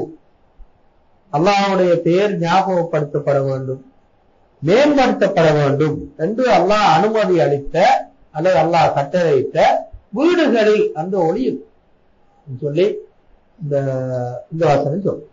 திரும்ப சொல்லுது அடுத்த வசனம், அதோட சேர்த்து பாருங்க. யுஸப்பிஹு லஹு ஃபீஹா பில் குதுவி வல் ஆஸால் ரிஜால் லா துல்ஹீஹிம் திஜாரத்துன் வலா பைஉன் அன் திக்ரில்லாஹ். அந்த வீடுகளில் வியாபாரம், விற்பனை விஷயங்கள் இதொன்றும் அல்லாஹ்வுடைய எண்ணத்தை விட்டு கரார் காக்காத மனிதர்கள் அந்த வீடுகளில் இருக்கிறார்கள்.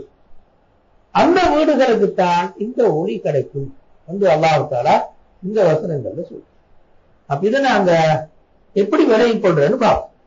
என்ன இங்க சொல்ல வாரன்னு சொல்லி கொஞ்சம் விலகி கூட பார்ப்போம். குர்ஆன் இங்க சொல்ல வருது பள்ளி என்று சொல்றது. குர்ஆனுடைய கருத்துப்படி, ஹதீஸுடைய கருத்துப்படி பள்ளி என்று சொல்றது மனிதர்கள் பள்ளி போற நேரத்தில் இந்த எல்லா வேலைகளையும் ஒதுக்கிட்டு தூய்மையா போகவான் அல்ல. பள்ளி அடிப்படையில இறை ஞாபகத்துக்காக அல்லாஹ்வை துதி செய்வதற்காக உருவாக்கப்பட்ட ஒரு இடம். அது உண்மையிலே பூமியில் உள்ள ஒரு இடமாக இருந்தாலும் பூமியை விட்டு எல்லா வகையிலையும் ஒதுக்கின ஒரு இடம். நாங்க சொல்லுவோம் பூமியில் இருக்கிற சந்தடிகள், பூமியில் இருக்கிற பிரச்சனைகள் அந்த பள்ளி உள்ளுக்கு உண்மையில வரமாட்டார் என்றுதான் நாங்க சொல்லுவோம். அந்த பள்ளி உள்ளுக்கு பெற அந்த பயிற்சி தான், ஆன்மீக ரீதியான பயிற்சி தான் பிரபஞ்சத்தில் இருக்கிற அல்லாஹ்வுடைய ஒளியை காண்பதற்கு வழிவாகும். உண்மை அல்லது வழிவாழ்க்க ஓடும். இப்படியா அப்படி இருக்குதோ இல்லையோ ரெண்டாவது விஷயம். ஆனா வழிவாழ்க்க ஓடும் சொல்லி அல்லாஹ் இங்க சொல்லிட்டார். மனிதர்கள் அவங்களோட குடும்ப, பொருளாதார, சமூக இந்த விவகாரங்கள் இருந்தெல்லாம் ஒதுங்கி முழுக்க முழுக்க அல்லாஹ்வை நினைப்பதற்கான ஒரு இடமாக பள்ளி இருக்கும். அப்படி நினைப்பதற்கான ஒரு இடமாக இருந்தால்தான் இந்த அல்லாஹ்வுடைய ஒளியை பிரபஞ்சம் முழுக்க காணும் என்ற உண்மையைத்தான் இந்த தீபுயூத்தின் அதினல்லாஹு அன் துர்ஃபா வயுதுக்கர ஃபீஹா இஸ்முஹு இந்த வசனம். திரும்ப அந்த பள்ளியோடு தொடர்பு பண்றது எவ்வாறு என்று அடுத்த பாதி சொல்லும். அந்த பள்ளிகள்ல இந்த சில மனிதர்கள் இருக்கிறார்கள். ரிஜாலும் லா துல்ஹீஹிம் திஜாரத்துன் வலா பைஉன் அன் திக்ரில்லாஹ். அல்லாஹ்வுடைய ஞாபகத்தை விட்டு வியாபார நடவடிக்கைகள் எதுவும் அவர்களை பராக்காக்க மாட்டாது. அப்படின்னா கருத்து வியாபார நடவடிக்கை செய்ய மாட்டார்கள், செய்வார்கள், ஆனா பராக்காக்க மாட்டாங்க. செய்கின்ற அந்த வியாபாரமோ அல்லது உலக ரீதியான விஷயங்களோ அவங்கள பராக்காக்க மாட்டாது. திரும்ப அவர்கள் தொழுகை நிலைநாட்டுவது, ஜக்காத்து கொடுப்பது, இவற்றை விட்டு அவர்களை பராக்காக்கவும் மாட்டாது. திரும்ப யகாபூன யௌமன் தத்தகல்லபு ஃபீஹில் குலூபுல் அப்சார், உள்ளங்களும் பார்வைகளும் மயங்குகின்ற அல்லது புரளுகின்ற அந்த நாளை விட்டும் பற்றி அவர்களுக்கு பயம். இந்த பண்புகள் இருந்தா, அதாவது ஒன்று திக்ருல்லா, இரண்டாவது ஸலாத்து வஸ்ஸக்கா, மூணாவது மறுமை நாள் பற்றிய பயம். இந்த பண்புகளோடு பள்ளியில தஞ்சம் போற பழக்கம் இருந்தால், இடைக்கிடை பள்ளியை நோக்கி போற பழக்கம் இருந்தால், இப்ப அவங்க தகுதி பெற்றவர்களாக மாறுவாங்க பிரபஞ்சத்துல அல்லாஹ்வுடைய ஒளியை பெறுவதற்கு என்றதுதான் இந்த வசனம் சொன்ன. இவ்வளவுதான் நாங்க இங்க பாக்குறது. இப்ப நான் உங்களுக்கு அடுத்த பகுதிகளை வழங்கப்பட தேவையில்ல. அதாவது தொழுகண்டா என்னது, ஜக்காத்துண்டா என்னது, எப்படி அது மனிதனுக்கு ஆன்மீக ரீதியான பண்பை கொடுக்கும், எப்படி பள்ளி அதுக்கு உதவியாக இருக்கும் என்றதெல்லாம் இன்னொரு வேறொரு பாடம். ஆனாங்க இங்க விளங்கப்பட தேவை. அதாவது பள்ளி மனிதர்களை அல்லாஹ்விடத்துல நெருங்கி கொண்டு போவதற்கான ஒரு ஸ்தலம். அந்த பண்பை பள்ளி செய்யுமாக இருந்தால் சுத்தி இருக்கிற மனிதர்கள சமூக ரீதியான நடவடிக்கைகளை விட்டு காரணமாக அவங்க அல்லாஹ்வுக்கு தூரமாக மாட்டாங்க, நெருக்கமாகத்தான் இருப்பாங்க. பள்ளி போனால் அவங்க முழுக்க அல்லாஹ் பற்றிய நினைவோடு அந்த 10 நிமிஷமோ 5 நிமிஷமோ இருந்துவிட்டு திரும்ப கடைக்கு வருவார். கடைக்கு வந்து ஒரு 2-3 மணித்தியால முற்று மறுபடியும் திரும்பவும் பள்ளிக்கு போவார், திரும்ப கடைக்கு வருவார், திரும்பவும் பள்ளிக்கு போவார். இப்படி ஒரு நாளைக்கு 5 நேரம் போய் இருக்கிற நேரத்தில் பள்ளி அவர் உண்மையில ஒரு ஆன்மீக ரீதியாக நல்ல பக்குவம் பெற்ற ஒரு மனிதனாக மாற்றினார். இந்த மனுஷன் தான் அல்லாஹ்வுடைய ஒளியை பிரபஞ்சத்துல காணுவதற்கு பொருத்தமான மனிதன். அதாவது உங்களுக்கு தெரியும், நான் சொல்ல தேவை, உலக நடவடிக்கைகளை முழுக்க மூழ்கினால் அல்லாஹ்வுடைய நினைவு அப்படி இல்லாகும். அதுல இங்க யாருக்குமே சந்தேகம் இல்லை.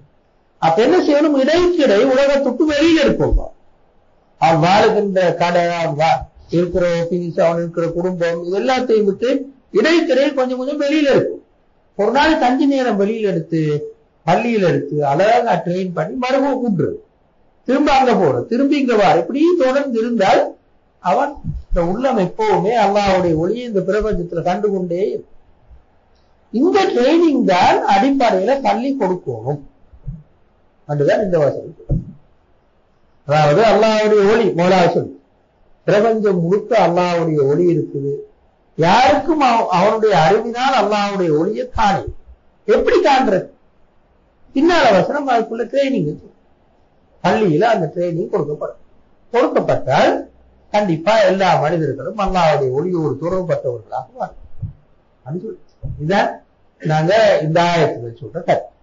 அப்ப எனவே மனிதர்கள் அல்லாஹ்வை காண்றது போல பூமியில வாழ்ந்தால் அதற்கு உதவி செய்வதாக பள்ளியும் இருந்தால் இப்பதான் இந்த அல்லாஹ் எதிர்பார்க்கிற அந்த அல்லாஹ்வுடைய சட்டங்களை பின்பற்றி வாழக்கூடிய மனிதர்கள் உருவாக்குவாங்க என்றத தாயத்தை சொல்ற கருத்து. இதுக்கு மேல நாங்க போனா இன்னைக்கு தொழுகையை பற்றியும் ஜக்காத்தை பற்றியும் பள்ளியோடு சம்பந்தப்பட்ட நிர்வாகங்களை பற்றியும் பள்ளியில அந்த ட்ரைனிங் எப்படி நடக்கணும் பத்தினா பேசும். அது இன்னொரு பெரிய வேறொரு சப்ஜெக்ட். இந்த ஆயத்தோட அதுக்கு ஒரு விருந்தாலும் அதுக்கு விளங்கப்பட்டு இந்த தேவையில்லாத ஒரு விஷயம் நான் அடுத்த பகுதியில அடுத்த 2 வசனங்களையும் இந்த இது இல்லாது, இந்த பண்பு இல்லாது அந்த மனுஷன் வாழ்க்கை எப்படி இருக்கு அடுத்த பகுதி அதே குர்ஆன் சொல்லுது. அதாவது 2 கோப்பிடலாம், 2ல 2மே சரியாகும். ஒன்று காணல், இரண்டாவது இரு, கடுமையான பயங்கர இரு. இதுதான் அந்த அல்லாஹ்வுடைய ஒளியை கிடைக்காத மனிதர்கள வாழ்வு. அல்லாஹ்வுடைய ஒளி கிடைக்காத மனிதர்கள வாழ்வை ஒப்பிடுறதாக இருந்தால் நாங்க இப்படித்தான். அதாவது வாழ்ந்தது போல இருக்கும், ஆனா அது ஒரு காணலில் தான் வாழ்க்கையா. அல்லது இருப்புகளுக்கும் வாழும். ஒரு விதமான பிரபஞ்சத்தை பற்றியோ அந்த வாழ்க்கையை பற்றியோ எந்த விதமான தெளிவும் இல்லாம கடும் இருப்புகிட்டோம். இந்த ரெண்டு பார்த்த நாங்க நிராகரிப்பாளர்கள் ஒப்பிடலாம் சொல்லி உள்ளதையும் கஃபரு அமானும் கசரா அப்படின்னு அந்த வசனம் அந்த கருத்து தான் இருக்கு. இன்ஷா அல்லாஹ் பாரமுறை நாங்க அந்த உதாரணத்தை பார்ப்போம்.